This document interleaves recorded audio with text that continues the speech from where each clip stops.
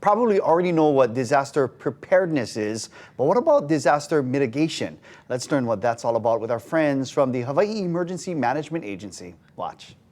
James Barrows is the administrator for the Hawai'i Emergency Management Agency, or HI-EMA, and you brought a friend with you today, James. Introduce us to your... So this is Kelsey. I call her my Chief Mitigation Officer. Oh, big title, huh? What's your real title? I'm the State Hazard Mitigation Officer, and sometimes referred to as SHMO. It's a funny acronym. I love it. So talk to us about we're talking about hazard preparedness or mitigation. Can you tell us the difference between those two things, or disaster preparedness and mitigation? So Kelsey has a mitigation piece where they take a look at the hazards and the threats, and they come up with working with scientists. We have an entire forum of scientists and smart people that help us, and they come up with projects that will mitigate to protect property and lives. So the example I like to use is the scientists come in, they say, hey, the water's gonna rise 2 feet. I just take my house and I elevate it to 4 feet.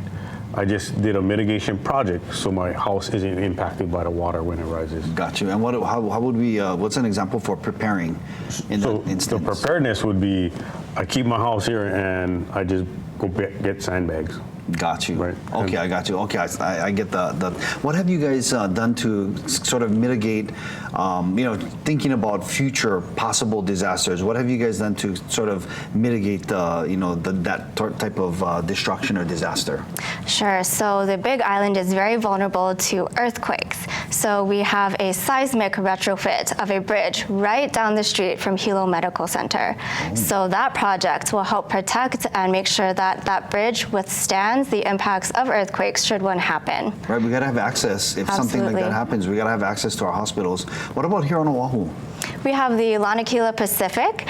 They do Meals on Wheels. Oh, yes. Yes, very important, critical function that they have there. So we have a wind retrofit of their facility.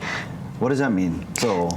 Yes, so that means that we're protecting their doors, windows, and roof should there be high winds that they're able to withstand before, during, and after that event and maintain their continuity of operation, so their food service.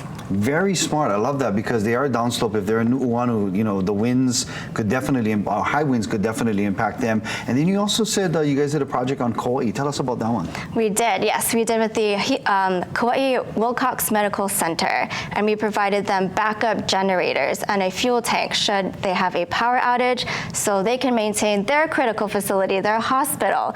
They need to have that backup power so they can help support their community. I love it. I love the proactive steps you guys are taking to keep us safe. Now, how does all of this mitigation and the planning for disasters, how does that fit into the governor's mitigation plans and strategies? Yes, so we are making sure that we are leveraging all the funding sources that are available to us to help build a more resilient community. So our mission is to really empower and equip communities and counties with the resources and knowledge they need to be able to be self-sufficient before, during, and after disasters. Wow, I feel so much more confident today than I did yesterday, knowing that we got Shmo and working behind the scenes and again year-round to make sure Hawaii is safe. So thank you guys so much for all your work. Thank you. Right on.